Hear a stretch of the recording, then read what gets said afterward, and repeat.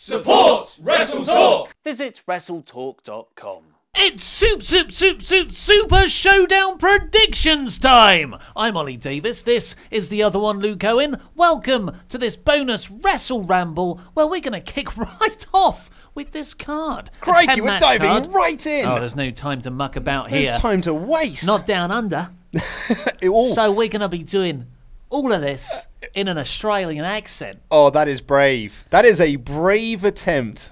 You see, am I doing the real Australian accent that I can do, or am I making a meta joke about the IIconics? No, I think you're doing the best impersonation of an Australian accent you possibly can do. Well, we'll never know, will we? Because I'm going to stop that now. Yeah. Becky Lynch versus Charlotte Flair. We're kicking off with for the SmackDown Women's Champion, the uber babyface Charlotte versus that dastardly wicked heel Becky Lynch. God, she turned on her best friend, Luke. The crowd are just so behind Charlotte Flair, the plucky babyface that she is, that she's fighting for what's right. Sure, they're behind Charlotte Flair. You cannot argue that. You certainly cannot. But what's remarkable, and you've got to give WWE credit, is that they have created an equally dislikable heel. When she comes out, thunderous boos. Thunderous boos. It is deafening.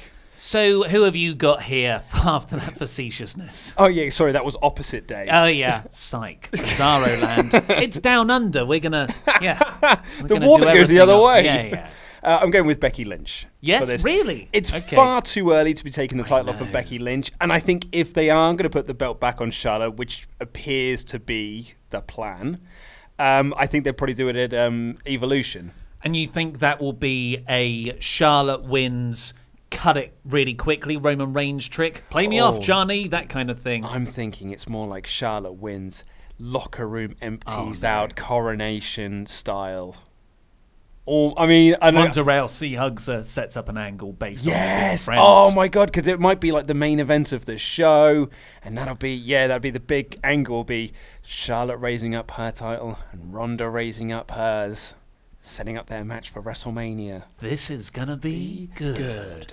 Woo! And Becky just fades back into obscurity. Yeah. Well, stop getting yourself over. Someone's got to face Mandy Rose.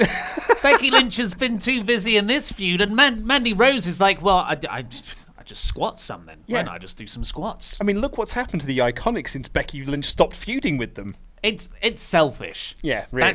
That's why she's such a great heel. Yeah. So you're sticking with Becky. I'm sticking with Bex. I agree with you. I think now would be way too soon to take the title off of her. Do you think the plan was always for Becky to win at Hell in a Cell? No.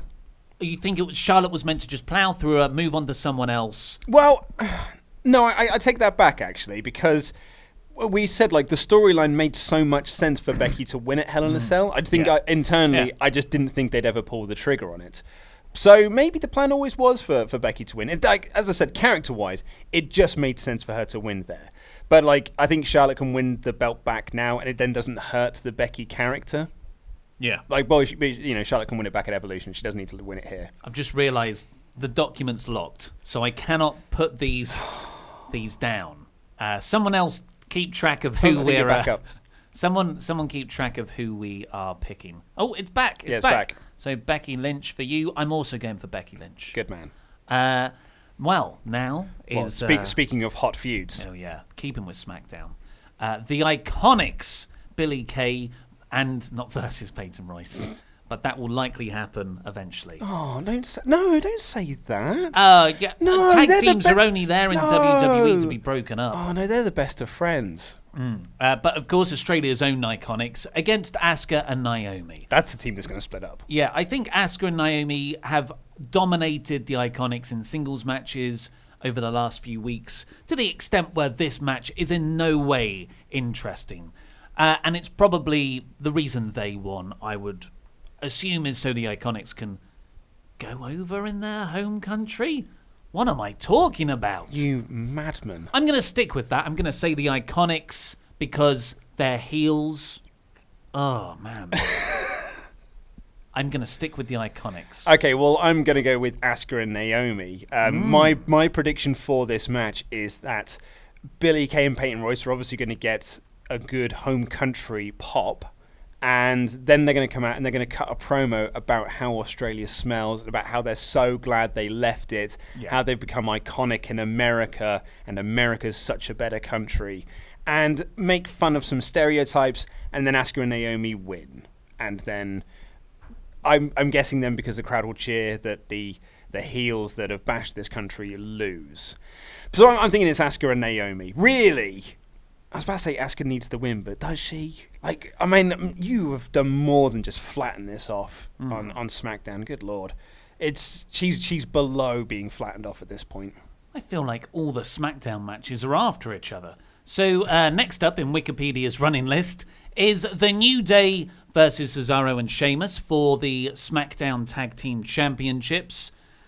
I went first for the last one. New Day to win this one. Yeah, I think it's a New Day retention here. Too early to take the belts off of them at this point, and it's not like the Bar need the belts at the moment. This feud isn't hot enough for like the Bar to take the belts off of New Day. I mean, I know they're just props and everything, like, so it doesn't really matter and all that. But also, I'd in the build to this match, it's been all Sheamus and Cesaro. Like, I don't want to like play the... Yeah, weirdly so. Yeah, I don't want to play the usually on the go-home show, the person that's on the up is the person who loses at the show, because that's been proven to be untrue. However, Sheamus beat Big E, Cesaro beat Kofi Kingston, and then this week on SmackDown, they beat up all three of them and poured pancake batter over Bootyworth. So it almost feels like New Day need to get a win here. Yeah, and like you said, I think as on the wrong side of the annoying line as New Day have been the last month since they won the titles, really, which is weird. Because they were very much on the right side of annoying, which is to say they weren't annoying. It's a confusing metric. But they have crossed over that in the last month. But yeah, this hasn't been a serious feud. It might develop into a serious feud. It's a shame, really, because the SmackDown's tag division is insanely stacked, and it's not getting much focus. No, it's really not. It's being mistreated as well. This match was just announced.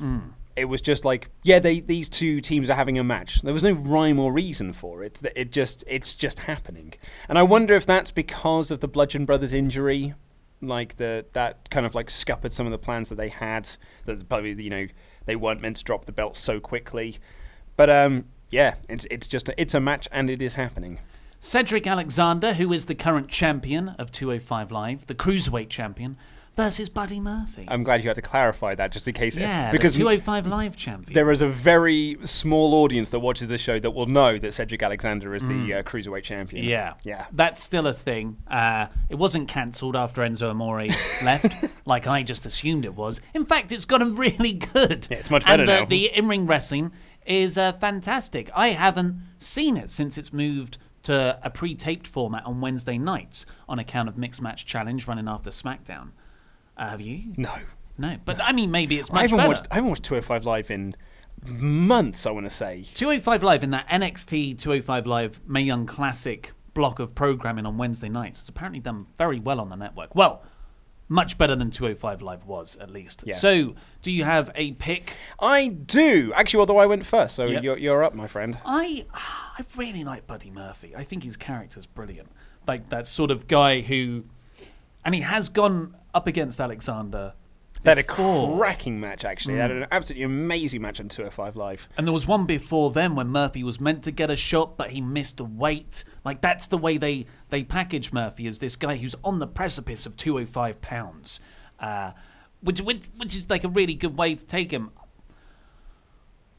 I think now's the time. Oh, no. No, I don't think. I think Murphy should win it soon, but I think his emotions will get the better of him once again here, and Alexander will retain. But Murphy will win soon. Maybe the Survivor Series pre-show. Yeah. I am actually going for a Buddy Murphy win. That's one of the other reasons I didn't pick the IIconics earlier, is that they won't give both. And it literally is a hometown boy as well. He's from Melbourne. So I don't think they'll give both the Aussie acts a win here. But I mean, and El Fakador talked about this in his predictions video. Oh, yeah. It just seems so... It almost seems like it's the time to put the belt on Buddy Murphy at this point. Also, he actually watches 205 Live, so he knows a bit more about it than I do. Because he's got that lucha background. Yeah, exactly. Yeah. So I'm kind of following his lead on this. But yeah, I mean, Cedric hasn't really done much as champion, apart from have some good matches. But which is not his fault, obviously. AJ, so it looks like Wikipedia have just listed all the SmackDown. No, there's a SmackDown one there. Of the mix. Okay, so AJ Styles versus Samoa Joe. No count out, no disqualification match. It just makes sense. AJ Styles' wife and the WWE Championship. Yeah, Wendy's not on the line. Just to clarify, Wendy is not on the line. Go on, your turn. It is my turn. AJ retention. I don't think they're putting the belt on Samoa Joe here. I'm less enthused about this feud than I was after Hell in a Cell. I'm sad to say. I really liked that ending to Hell in a Cell, and I thought that was going to really build to something amazing here. But I think they took a step backwards, going back towards the family stuff, and so I'm less into it than I was. But I also think that AJ's retaining. I don't want to give the 2K19 reason, because I'm not sure if that really does play into anything. But at the same time, I don't think Joe's winning the belt. It'll be the week of release. So 2K19 comes out next week.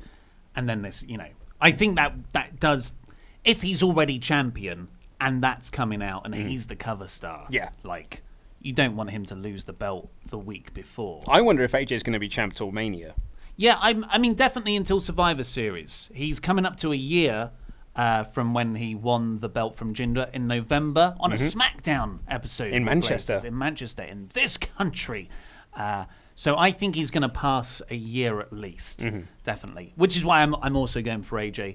Yeah, it shouldn't come as a surprise. When AJ and Joe wrestle, the stories they tell in the ring have been absolutely fascinating.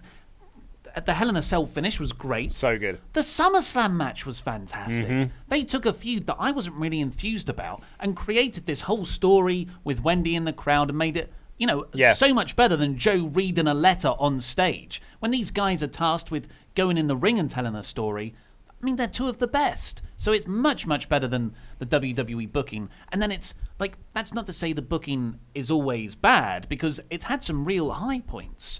Joe's home invasion, for example. But then there's been no follow-up, and it does ebb and flow. There's no momentum to it. Just when it starts to get good, they derail it again. But yes, I'm going for AJ Styles. Excellent. Oh, someone's mobile phone is going left off. On. Sorry. This is unprofessional, and we're leaving it in. So Luke has penance.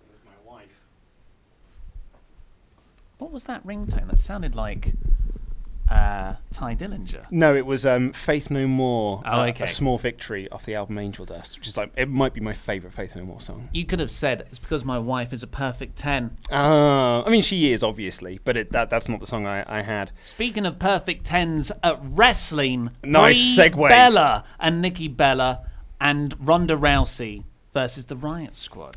Oh, I mean, this is going to be a tough one to predict here, my friend. What are you going with? I am going to go with... Is it out the realm of possibility that a Bella gets pinned, likely Brie, and Nikki snaps at Ronda? It's not out the realms. Absolutely not out the realms. I don't think that's going to happen, though. So Ronda Rousey wins. Ronda Rousey wins, she gets the pinfall, and then the Bellas turn on her afterwards. Yeah. I don't think they'll even let Rousey lose to set up an angle. I know that's what they did with Bliss and Jax, but that was kind of more of a draw, wasn't it? She beat up both of them at the same time. Where is Nia Jax? What about you? I'm actually going to go with the Riott Squad. Are you serious? I'm actually going to go with the Riott Squad, and me and Fakador were talking about this on the Saturday Wrestle Ramble because you were busy doing business, that with Ruby picking up the win and getting the pin on Ronda Rousey or one of the Bellas or who have you, that sets up your next title contender for Ronda after Nikki Bella at Evolution. Perhaps there's a malfunction at the junction, as Mauro Ranallo would say, between Nikki and Ronda, which can set up their match for Evolution, but you've always got Ruby right in the background saying, I pinned the champion. Like, I should be the next in line. And like... There is no precedent for that in WWE. Well, no. But... Like, that would be great. And that's how New Japan book. Yeah. But that's not how WWE... But it's your... Yeah, it's your your loss. Well, yeah, absolutely. Yeah. If you want to put your match down on that. Yeah, well, I think it also makes sense outside of the fact that once Nikki is done with, once Ronda's beaten Nikki at Evolution, who does she face after that? Nia Jax. Because there's no... Well, she's already beaten Nia Jax. So, I think... Superstar shake-up, maybe. We didn't get one after Oh, she almost SummerSlam. beat Nia Jax, yeah. No, we don't. You keep saying this, but we only get a superstar shake-up after Mania. Well, there were a few call-ups. Bobby Roode came up last year. Asuka debuted shortly after. They need to finish playing with the toys they've got, really. You know, that like... So this is October she came up, yeah. Okay, so Ronda has Nikki Bella after this, and then after that you've got Evolution. There's going to be a ton of women... You know, maybe bring Shayna Baszler up. Well, that's certainly one argument. You go into the 4 Horsewomen versus 4 Horsewomen feud. Maybe a legend sticks around. The Bellas certainly didn't go home, so why should everyone from Evolution? Mate, you're absolutely right. But I'm sticking with the Riott Squad. But that is really blind optimism more than anything else. The Shield versus the Dogs of War in a match that I was quite ambivalent towards. Even though I like all the people involved. But the Raw Go Home episode has got me really excited for this because I'm fascinated by Dean Ambrose and his character arc. And I'm really interested to see where he goes. And he could not turn on the Shield. And that would be fine for me. I want that to happen. I want him to keep stringing this thing out where he's being very sarcastic and mean to everyone, but he's still supporting the Shield in his actions. Mm-hmm. Judge him by his actions. But I'm going to say that the Shield win here. I might go with the Dogs of War. Really? Wow, we're differing on a lot of things. We are differing on a lot of things. Although I do feel now, I was thinking about this while you were babbling on, quite brilliantly, of course, with you making your excellent points, that I've picked a lot of heels. I'm quite heel heavy in my predictions for the show. And it is a house show. Let's not forget,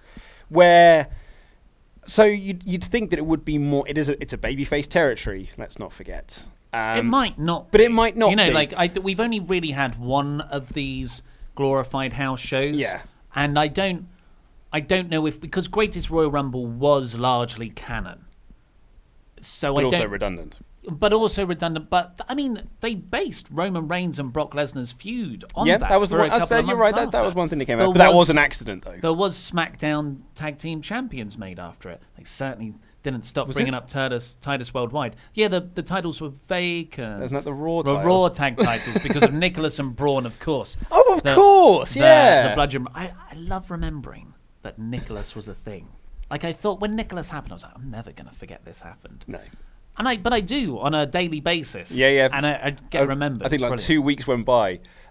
We actually, you and I, nearly made a video about like the top Nicholas moments, and we even had New Japan commentator Don Callis promote Nicholas. We were going to put it as part of the video. Yeah. Where he was talking about like wanting to bring Nicholas into Impact Wrestling and to over New Japan, like when he's ready.